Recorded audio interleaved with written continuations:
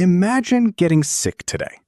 You book an appointment, maybe wait a day or two, walk into a clean clinic, and a doctor with years of medical school tells you exactly what's wrong. Now imagine getting sick 4,000 years ago in ancient Egypt. No appointment, no clinic. Instead, a healer, who's also sometimes a priest, a set of spells recited alongside your medicine, and a treatment that might genuinely work, or might involve something you really weren't expecting. So what actually happened when an ancient Egyptian got sick?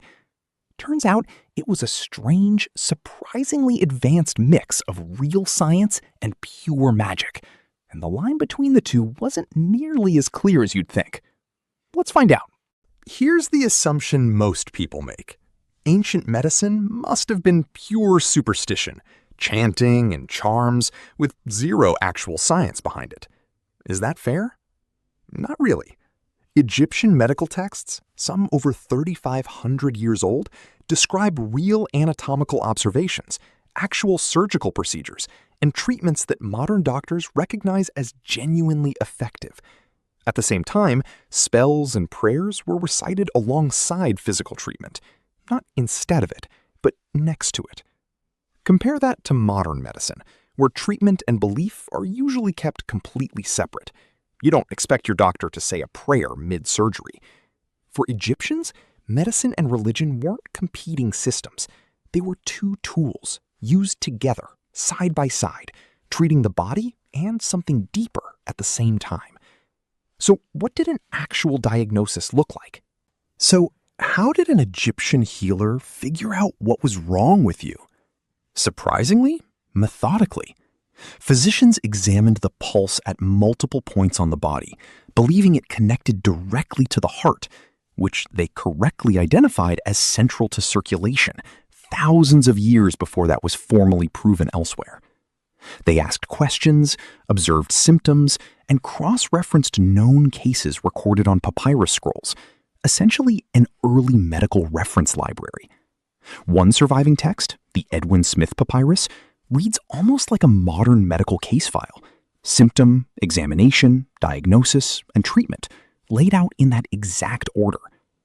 Compare that structure to a modern doctor's visit. Symptoms, examination, diagnosis, treatment plan. Practically identical logic, just a few thousand years and zero modern equipment apart. So once diagnosed, what actually went into the treatment itself? Here's where it gets genuinely impressive. Egyptian healers used honey, willow bark, and moldy bread as treatments, and modern science has since confirmed all three actually work. Honey has natural antibacterial properties. Willow bark contains a compound closely related to modern aspirin, and mold, as we now know, is where antibiotics like penicillin actually come from. Surgery happened too. Wound stitching, splinting broken bones, even basic dental work. Tools resembling scalpels and forceps have been found in tomb illustrations. Was it always successful? No. Infection and complications were common, and pain management was nowhere near modern anesthesia. Still, compare it to the assumption that ancient medicine was just guesswork. Honey for infection, willow bark for pain, mold-based treatments for wounds. These aren't far off from ingredients still recognized in medicine today. So if the treatments were this advanced, why bring magic into it at all? Here's the honest answer. Egyptian doctors didn't understand germs, viruses, or the actual biological cause of most diseases. Nobody did, anywhere in the ancient world. So when a treatment didn't work, or a cause couldn't be identified, what filled that gap? Belief that illness could come from angered spirits, curses, or divine displeasure. That's why treatment often included amulets, spoken spells, and appeals to specific gods.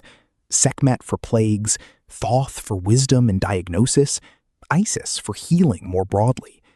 Not instead of physical treatment, alongside it, covering the parts medicine genuinely couldn't yet explain. In a strange way, compare that to how modern people still light a candle, say a prayer, or hope for the best during a serious illness. even while trusting real medical treatment.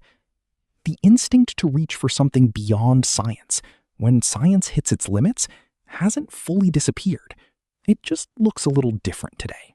Here's a genuinely surprising fact. Ancient Egypt had medical specialists, not just general healers. Historical records mention doctors specifically for eyes, teeth, digestive issues, and more.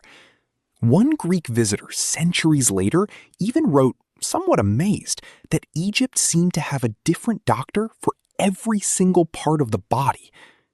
Sound familiar? That's essentially the same logic behind modern specialists. A cardiologist for your heart, a dentist for your teeth, an ophthalmologist for your eyes. Egypt was arguably running a specialized medical system thousands of years before specialization became standard practice almost anywhere else. Training happened at institutions attached to temples, called houses of life, where medical knowledge was recorded, copied, and passed down through generations of practitioners. An ancient version of medical school and a hospital archive combined into one. So, back to our original question. Getting sick today means clean clinics, precise diagnoses, and treatments backed by controlled trials.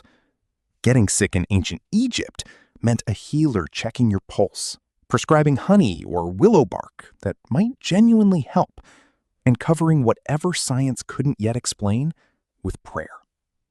Different tools, wildly different understanding of the human body, but strikingly similar instincts underneath. Observe carefully, treat what you can, and find some way to face what you can't. 4,000 years later, we filled in most of the gaps they covered with belief.